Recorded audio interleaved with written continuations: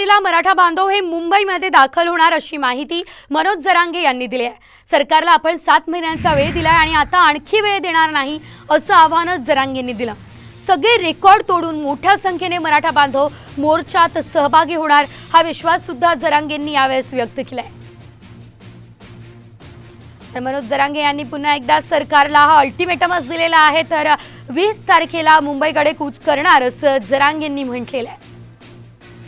सरकारला आता पुढे वेळ पुन्हा दिला जाणार नाही असं देखील जरांगे पाटील यांनी ठणकावून सांगितलेलं आहे। 24 जानेवारीला लोणावळ्यामध्ये मुक्काम असणार असंही त्यांनी सांगितलंय। जरांगेंचा अंतरवाली ते मुंबई दौरा आता ठरलेला आहे। 26 जानेवारीला जरांगे पाटील यांचा मोर्चा मुंबईमध्ये धडकणार आहे आणि पुन्हा आता मुंबईमध्ये आंदोलन केलं जाईल।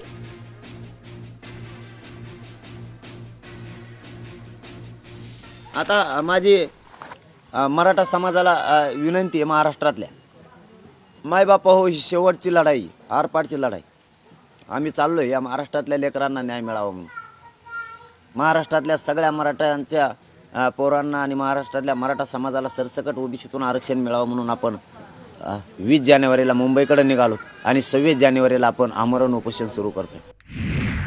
दरम्यान 19 जानेवारीला विधिमंडळाचं अधिवेशन बोलवा ही मागणी देखील जरांगे पाटील यांनी सरकारकडे केली आहे। प्रहारचे आमदार बच्चू कडू यांनी मनोज जरांगे यांची अंतरवाली सराटी या ठिकाणी भेट घेतली। यावेळेस दोघांमध्ये वेगवेगळ्या मुद्द्यांवरती चर्चा झाली।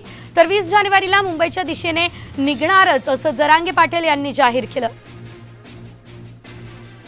19ला अधिवेशन घ्या असं एक मध्येच मुद्दा तुम्ही म्हणले, डिमांड केली मग की 19ला अधिवेशन घ्या, कायदा बनवायला हो सगळ्या सोयऱ्यांचा महाराष्ट्रातल्या मराठा सगळ्यांना द्यायला कायदा तर लागेल ना। पण त्यांचं म्हणणं फेब्रुवारी नाही, फेब्रुवारी नाही म्हणलं मी। 20 तारखेच्या चर्चा आणि ते पुढे जाणार, ते चालणार नाही। आणि शासन निर्णय किंवा कायदा पारित करून त्या सगळे सोयऱ्या शब्दांसाठी ज्याची नोंद मिळाली त्याच्यावरती एक झाले, आता गेलेत बघतो म्हणले। परंतु महाराष्ट्रातल्या मराठा समाजाला माझी विनंती, काहीही